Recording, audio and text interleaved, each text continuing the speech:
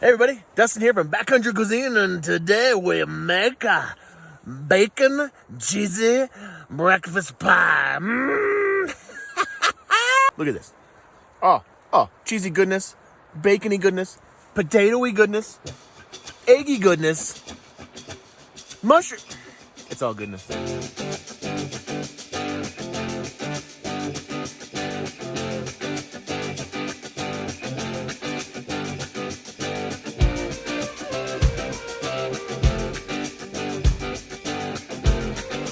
Alright, so first thing I want to just point out, yes, I'm in my tent. Yes, it's true. This is the new Luxe Mini Peak XL that I just got, and I'm pretty psyched about it. It's a 4-person tent, but it's going to be awesome for 2 people or myself if I'm out. Huge space, lots of room. I can use it also as a tarp, and so I'm pretty psyched about that. I've got the flaps open on the sides here, on both sides, so I'm getting cross ventilation. So I'm not worried about carbon monoxide poisoning. I'm gonna get some water in here. We're gonna get the potatoes going first. Where'd my lighter go? No, seriously, where'd my lighter go? There it is. It's a torch lighter. Oh, you know one thing about these torch lighters I realized? They don't work when they're cold. You have to like get it into your jacket and warm it up. So I'll do that while I'm getting the fluid in here. If you've never used a whisper light before, it could be quite a show. The stove is in the center of the tent. I've got lots and lots of space up here. Guess I can get my potatoes ready.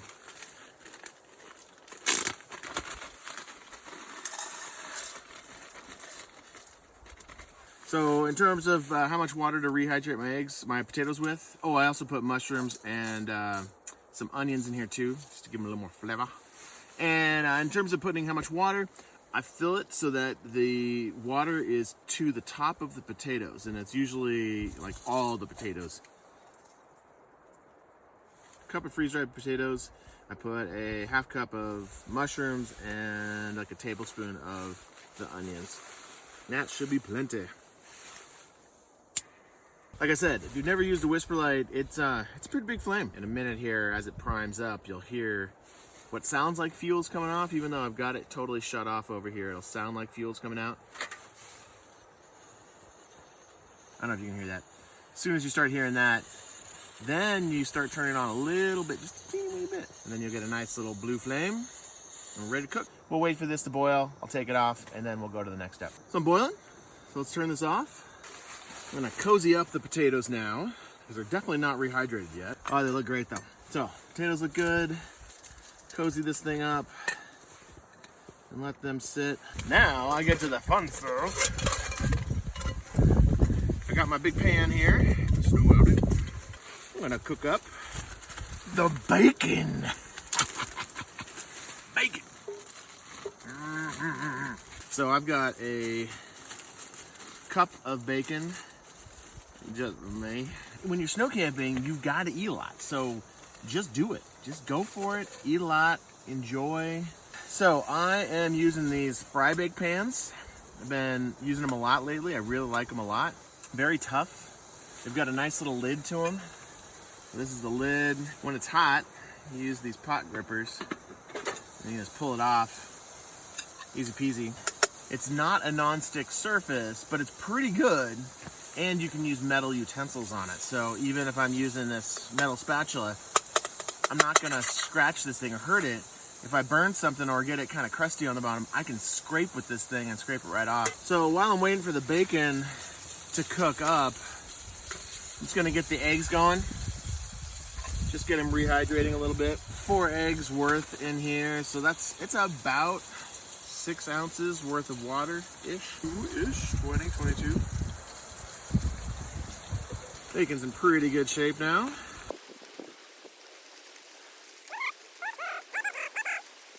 All right, got my eggs mixed up. Always more watery than I think they're gonna be, but that's how it is. That's okay. Eggs gotta be eggs. All right, so these are really close to being done. So now I'm gonna add the potatoes. And they are, yeah, pretty much all rehydrated now. Perfect. And now I fry up the potatoes, the onions, and the mushrooms in the bacon grease that came out. Get that nice and hot and lovely. It's nice and hot in there. Oh, it already tastes so good. There's a couple ways you could do this. Honestly, there's a couple ways. First, you could just pour this thing in, put the lid on, get your stove as low as possible, and just let it set up in there and let it cook that way. That's one way. Second way, throw the eggs in, scramble them up, bam, done. That's the easiest way. Don't need anything. But I want to try it. I've been working on a new stove oven thingy. There used to be something called the Outback oven. I loved the thing. It was really heavy, but I loved it. It had a plate, metal plate, that diffused the heat from the stove. And instead of that, I am using, because it's no longer available, so I just cut the top of a can out. I think this is like one of those 40-ounce cans or 32-ounce or whatever they are, medium-sized cans. Cut one of those out. I took some wire and I bent it so it's like a three-legged stool, and that's gonna sit inside like this. The pan sits on top. That way the heat isn't directly coming through. Now, if you don't want to go through the work of making this, don't worry about it. Don't make it. You can either make something lower and smaller or just put this down. It will at least diffuse out some of that heat and keep it from getting super hot right in the middle. Then, the magic is in the dome, because you want to create an oven. And this is the dome. I modeled it after the Outback oven. And this goes over top, and the heat can stay inside all around this, creating a little mini oven. And this is made out of something called carbon felt. I've used it for alcohol stoves and things like that. It really doesn't burn. Oh, see, it's sticking a little bit. Oh, but I've got a metal spatula, so I can just scrape away and not worry about damaging my pan. I ain't gonna buy me this. This is totally ready. All right, we are good to go. Throwing in some egg. There we go. Schwapow. Get as much of this eggy goodness. This is not fancy dehydrated eggs, so I love the Ova Easy. They are the best. If you just want to make a scramble, I really recommend getting Ova Easy. It's so good. I have a lot of this powdered egg stuff from Agassiz Farm, and it's fine. It's not awesome, but it's fine. Make sure it's nice and uniform, because I'm trying to make a pie. Next part, I've got the stove down as low as I can go, really, really low. Get my little heat exchanger on there, or my heat diffuser. This goes on top, and because it's made out of aluminum, it's a little wobbly. You know what? This isn't gonna work. Nope, not gonna work. So, woo-wee, Nelly. Let's get the hat on here. Get the thing warmed up. There we go. It's a little bit breezy, just a little bit breezy. This thing, it's a little bit wobbly. I won't lie, it's a little wobbly. So if you got a lighter pan, it works. This is pretty heavy. I need to go back to the drawing board on this one. Yep. I think also a bigger heat, top of a can for the Whisper Light stove in particular, because the legs are so far apart. Okay, so right now I'm preheating the oven. Ooh, fancy. The carbon felt's warming up. The top, the lid's warming up. The inside, the air inside there's all warming up. But this thing kind of acts as a pretty wimpy windscreen. Because the wind is coming pretty hard, I can still put this out here. So I'm gonna let this go for about 15, 20 minutes. All right, so I can smell it. I think we're ready. I got my puffy jacket on. It's getting a little cold. But yeah, this thing is doing awesome. It totally feels hot in there. I can smell good food. It's been about 10 minutes, so let's give it a shot. Let's see what's up in here. Oh, yeah, baby. Yep, and the egg looks pretty cooked. Is to put some cheese on it. Some cheese on here. I don't know, half cup, something like that. Been in my pocket.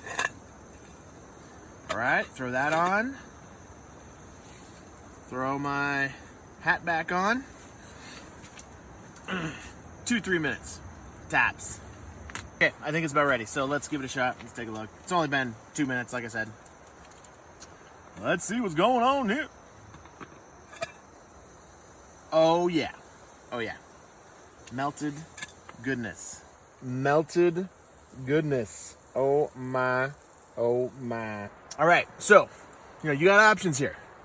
If you're solo, bam, you're just eating this thing. That's it, done. There's no need for show and tell or showing off. You're just eating. But because I make these videos for you, I want it to be on a platter, nice and presentation like. See if we can make a pie wedge here. I'd be so embarrassed if it doesn't work out.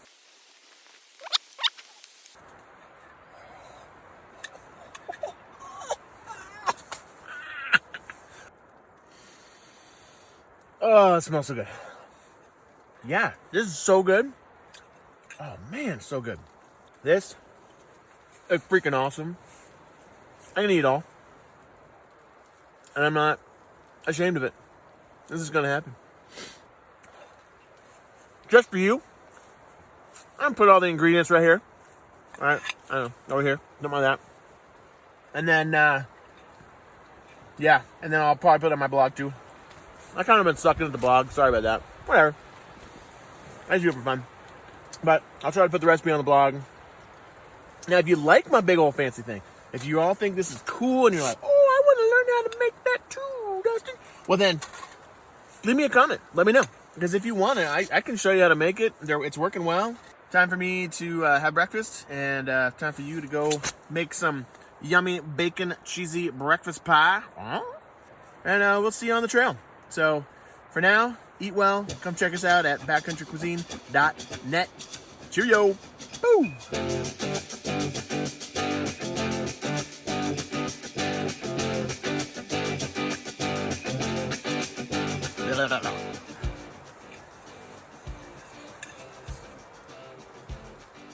Hey, the video's over. Leave. Go. Bye. See ya.